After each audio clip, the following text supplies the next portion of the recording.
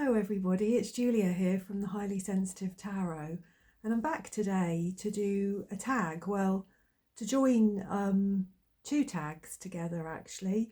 So this is the first in probably 2 or 3 videos that I'll do for Kait's tag, which is hashtag back to our tarot roots. And week 1 I think finished on the 10th of January, which I think was yesterday, or maybe today. I'm not sure what the day is.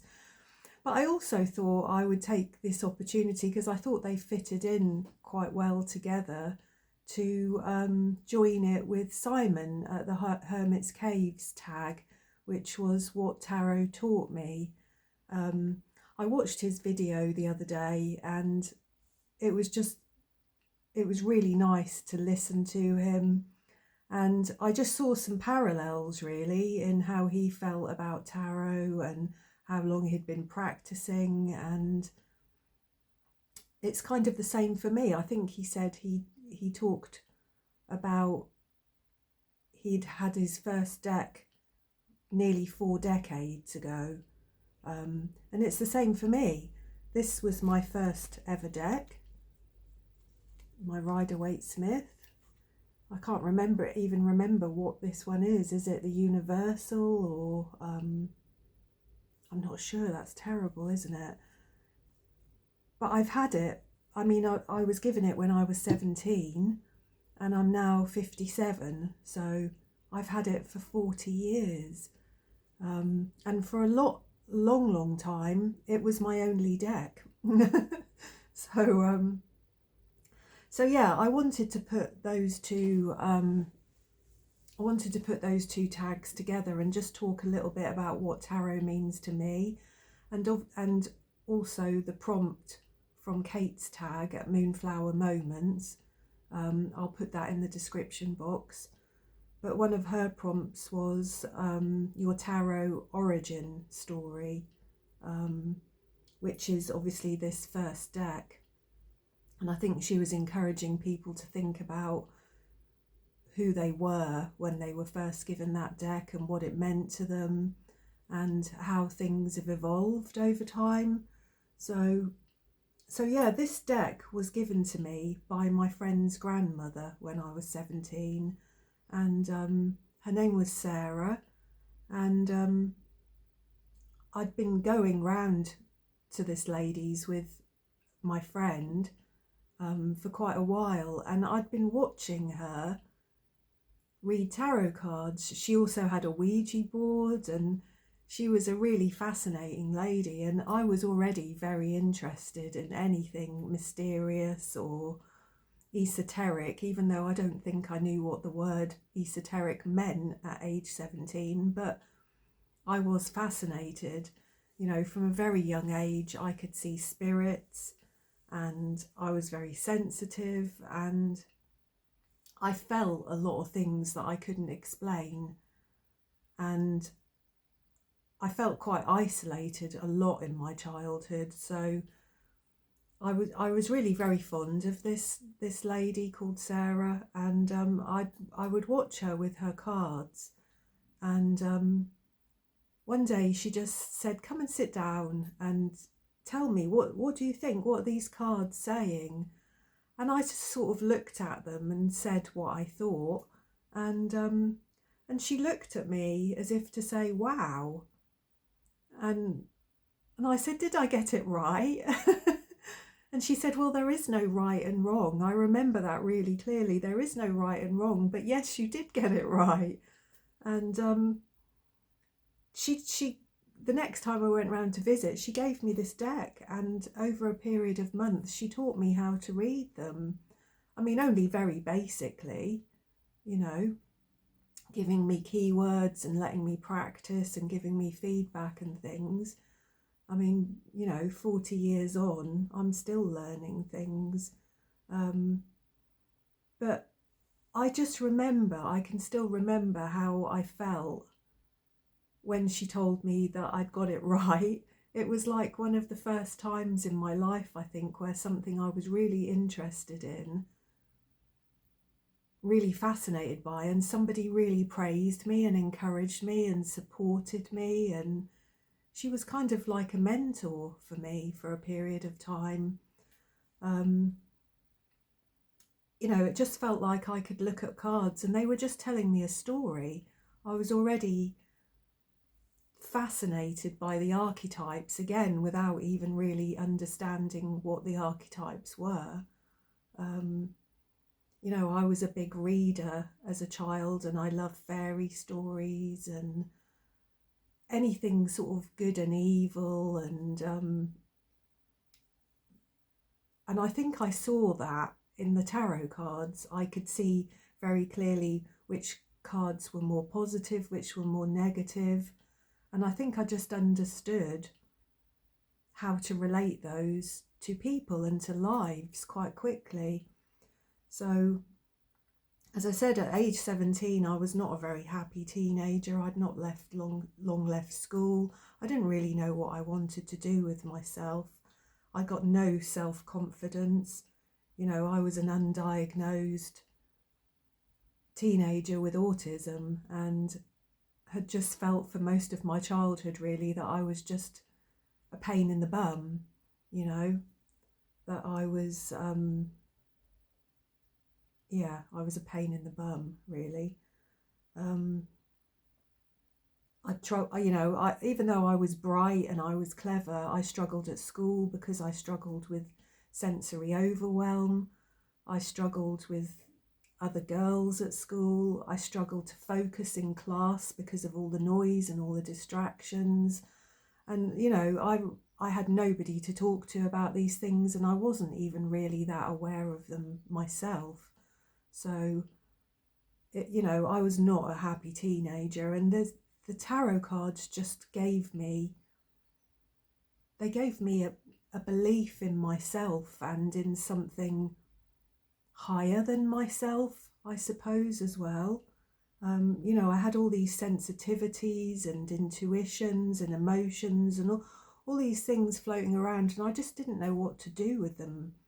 And she was really my mentor for a little while, and you know, she used to really smile at me and encourage me. And I think up until that point, I'd never felt that anybody had taken me seriously. Sorry, I've got a few little notes here, just so that I try and stick to my story and not waffle endlessly. But sadly, she became poorly, and I wasn't able to spend that time with her anymore. And not long after that, actually, I left home and I moved to London, and I was a children's nanny and went backpacking and did all sorts of things. But I really do believe that she was like a catalyst for those things. I think without her encouragement and her nurture of me, I'm not sure what I would have done with myself, really. But she gave me sort of this belief in myself and almost this ambition to be more than I was, you know. At age 21, I came back to Norfolk and started my mental health nurse training. And I really do believe that Sarah and my cards kind of set up that path for me in life. And over the years, my tarot cards have come sort of in and out of my life. They've always been things that I've reached for when I've been in trouble or when I've been lost. But, you know, I've had long periods of time where I've been quite content and things have been okay, and they've taken a little bit of a back seat. You know, when I was younger, my career took up a lot of my time and energy. Then my son came along. And, you know, life just kind of takes you over, doesn't it? And I didn't have the energy or the time, really, to devote to my tarot cards as I wanted, because I'm a bit of an all or nothing sort of person. You know, I struggle with half measures. And over the years also, I would say books have been an enduring passion, books of one kind or another. My tarot cards have, but also I've had lots of other sort of hobbies, I suppose, and other things that I've got really interested in and kind of obsessed with, and invested a lot of my time and energy in those things, and money often as well, and then got completely bored and fed up with those things very quickly. And I think I was always frightened that that would happen with tarot, but it didn't. I think when tarot cards really started to take off in my life was around about the time my son was born, which was 28 years ago now. And I'd met my ex-husband at that point, and he was also interested in a lot of the similar things. And we bought other decks together. At the time, Doreen Virtue was a big thing, and we bought a lot of her decks. I think I bought my Anna Kay and my Osho Zen. And we really sort of together kind of explored our spirituality. And I was very big on Buddhism at the time. I learned, to meditate and various other things. And over the next few years, I did a couple of fairs as part of,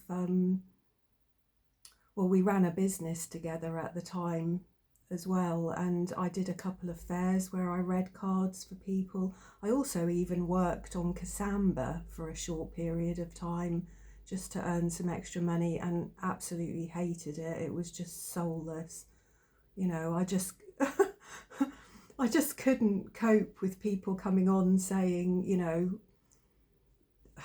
will my boyfriend want me back again? It's just like, who knows?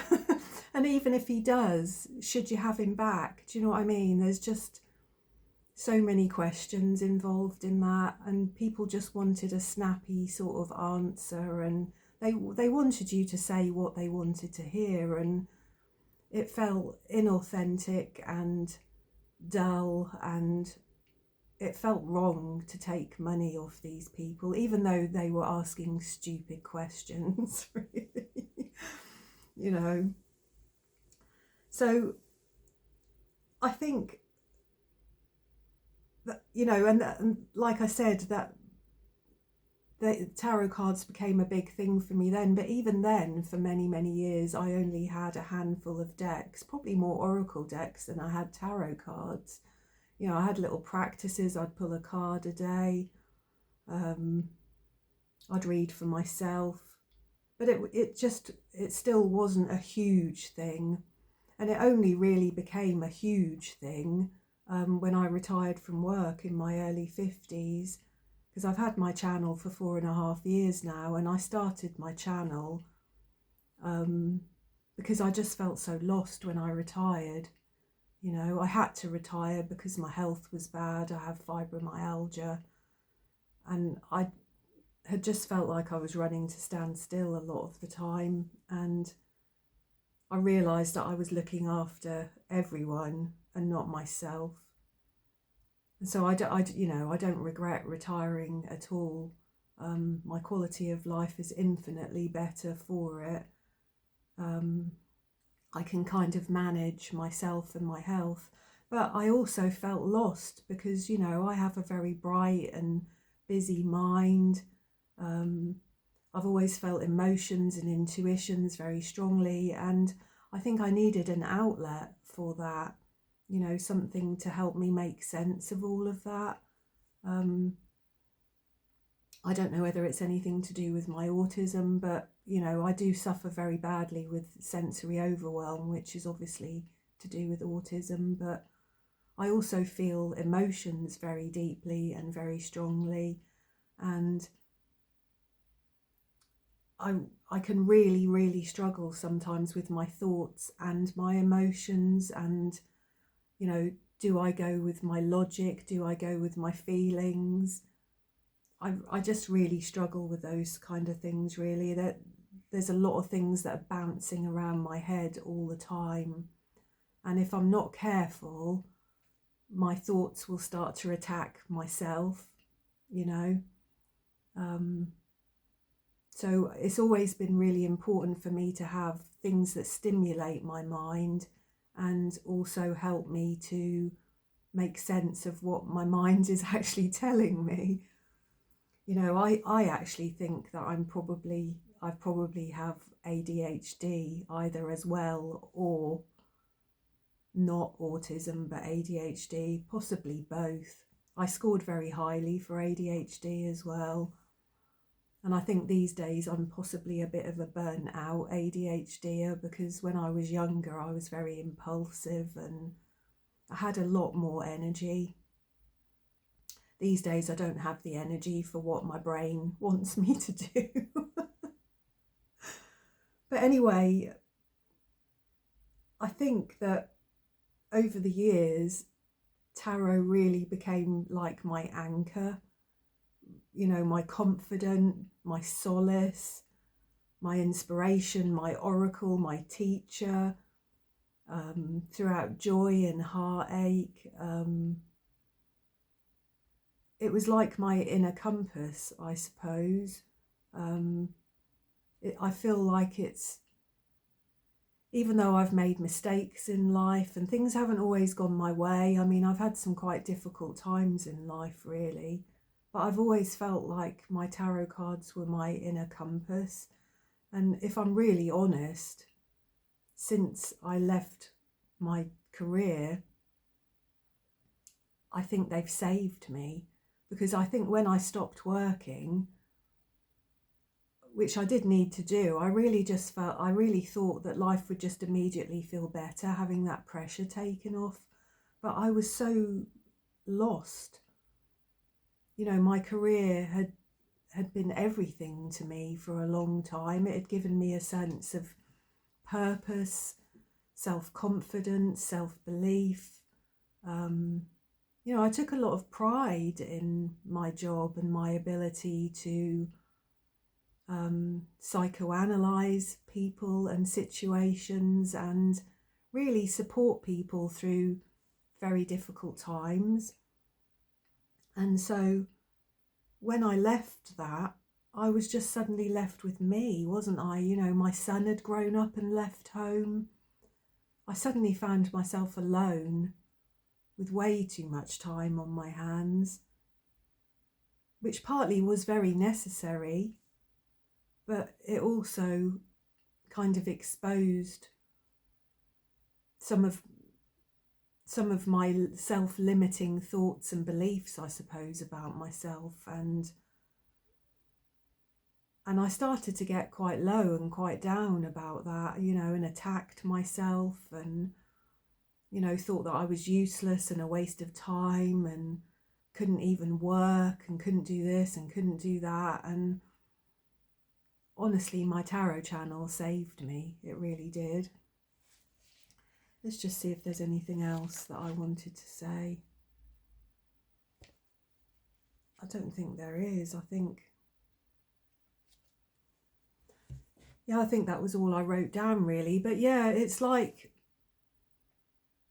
I don't think that you know, many of the people on TarotTube have young children at home, or they work as well, and I don't know how they kind of split themselves and devote themselves to their channel and their tarot cards as much as they do.